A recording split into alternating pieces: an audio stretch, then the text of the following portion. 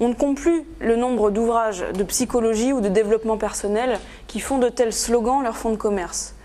Leur message est d'ailleurs fort séduisant. Je cite le 4e de couverture d'un livre de Nora Redford, paru en 2007, et intitulé « Changer de vie ».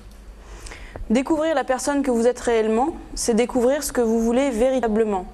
C'est trouver votre moi authentique, le seul et unique agent de votre bonheur et de votre succès sur cette terre. Ainsi, l'authenticité serait donc la clé du bonheur et de la réussite, alors qu'une vie inauthentique serait synonyme d'une vie ratée et malheureuse. Mais qu'est-ce véritablement qu'être authentique ? Quel est le sens de cette vertu dans laquelle résiderait l'accomplissement de notre existence ? Est-on authentique de façon spontanée et naturelle, ou doit-on apprendre à le devenir par un effort sur soi ? Que faut-il faire exactement pour être authentique ? Ou plutôt, s'agit-il de faire, ou bien de se contenter simplement d'être ? Et dans ce cas-là, comment devient-on soi-même ?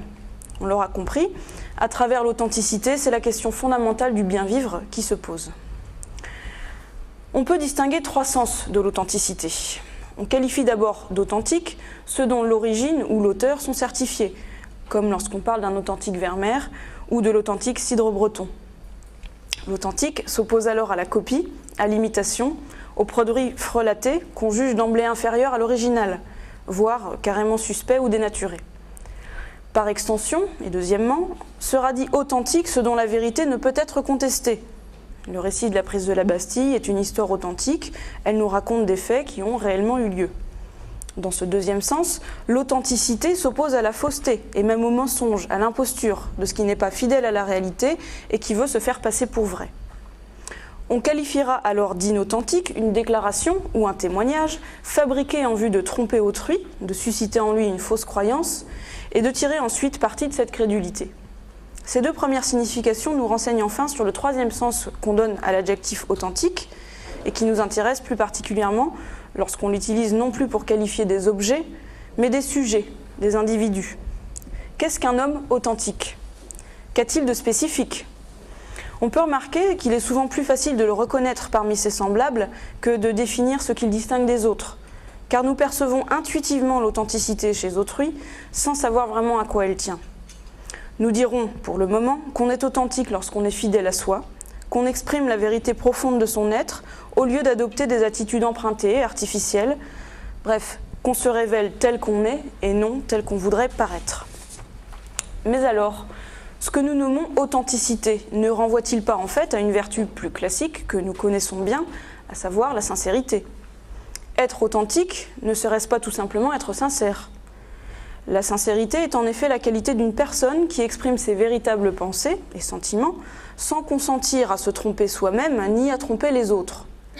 Selon La Rochefoucauld, la sincérité est une ouverture de cœur qui nous montre tels que nous sommes. C'est un amour de la vérité, une répugnance à se déguiser. La sincérité serait ainsi l'abandon des faux-semblants en vue de l'idéale coïncidence de la parole ou du geste avec l'être intime. On retrouve cet idéal de sincérité par exemple chez Montaigne, qu'on considère souvent comme le premier auteur à avoir placé ce souci au cœur de l'écriture de ses essais. Au moyen de l'écriture, l'auteur veut ainsi livrer au lecteur le fond de son être, comme il s'en explique dans la préface.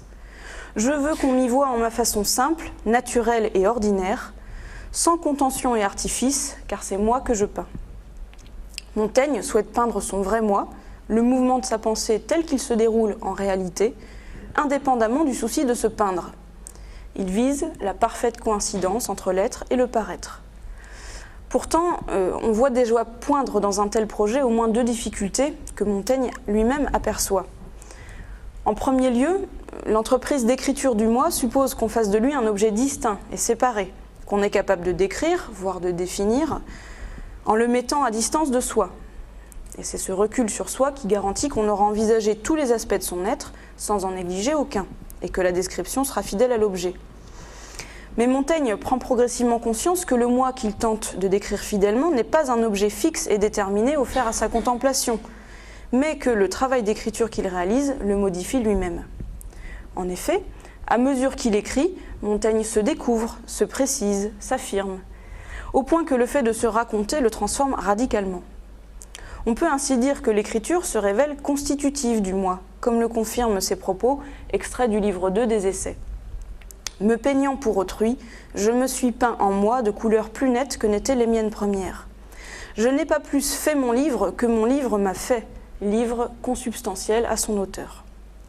Écrire les essais a donc transformé Montaigne, faisant de lui un homme autre que celui qu'il était avant de commencer ce travail.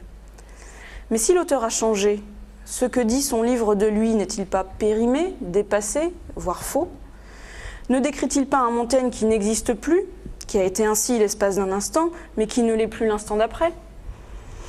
Le moi est en effet une réalité temporelle, comme toutes les réalités de ce monde, qui change et évolue continuellement, alors que l'écriture inscrit dans la fixité les objets dont elle s'empare. Tout au plus pourra-t-on capter la vérité de l'instant, mais aucunement une essence immuable de notre être intime, raison pour laquelle Montaigne affirmera « Je ne peins pas l'être, je peins le passage ». En outre, pour pouvoir s'observer et se raconter, l'auteur en vient à se dédoubler. Il y a Montaigne qui écrit d'une part, et Montaigne qui est décrit d'autre part. Mais cette dualité vient d'ores et déjà corrompre le projet initial, qui consistait à se montrer en toute spontanéité, sans chercher à paraître autre que l'on est vraiment. Autrement dit, l'auteur se divise là où il ne faudrait être qu'un, et un fossé se creuse entre celui qui regarde et celui qui est regardé, ruinant par là même l'idéal d'une parfaite coïncidence avec soi-même. Ce n'est pas seulement que le désir de spontanéité et d'immédiateté se trouve contredit par la médiation réflexive de l'écriture, mais c'est aussi et surtout que le désir de sincérité requiert une nature simple, alors que celle de l'homme est double, du fait qu'il est conscient. Or, la sincérité ne peut se concevoir que si elle s'ignore, car on n'est jamais aussi sincère que lorsqu'on ne cherche pas à l'être, ce qui fera dire à Paul Valéry que quiconque s'affirme être sincère ne l'est déjà plus. Récapitulons ces deux difficultés qui sont liées. Premièrement, non seulement l'individu ne possède pas d'essence fixe et immuable, mais toute tentative pour dire ce qu'il est, intimement, le modifie lui-même. Deuxièmement, et ceci découle de cela, on ne coïncide jamais parfaitement avec soi-même, et toute volonté d'être sincère se trouve dès lors vouée à l'échec. Car la sincérité suppose l'immédiateté d'un être un, et non la dualité de la conscience réflexive. Ce projet, qui consisterait à être parfaitement soi-même comme une table est une table, relève en fait d'une attitude particulièrement bien identifiée par Jean-Paul Sartre, qu'il nomme mauvaise foi, et qui l'oppose justement à l'authenticité. Alors, cela peut paraître au premier abord assez étonnant d'identifier sincérité et mauvaise foi. Au contraire, on aurait plutôt même tendance à dire que la sincérité, c'est la bonne foi, alors que la mauvaise foi désigne l'attitude de celui qui manque de droiture ou d'honnêteté intellectuelle. L'homme de mauvaise foi est celui qui, dans une discussion, refuse de reconnaître devant autrui qu'il a tort ou qu'il a commis une faute. Bref, il refuse d'admettre ce qu'il sait pertinemment au fond de lui-même. Si la mauvaise foi est bien en ce sens un mensonge à soi-même, on voit mal comment elle pourrait aller de pair avec la sincérité, qui, semble-t-il, exige au contraire l'honnêteté. Quelle attitude Sartre vise-t-il donc lorsqu'il emploie l'expression « mauvaise foi » ? Et comment peut-il affirmer que, je cite, « la structure essentielle de la sincérité ne diffère pas de celle de la mauvaise foi ». Il est nécessaire pour le comprendre de partir des fondements de l'existentialisme sartrien.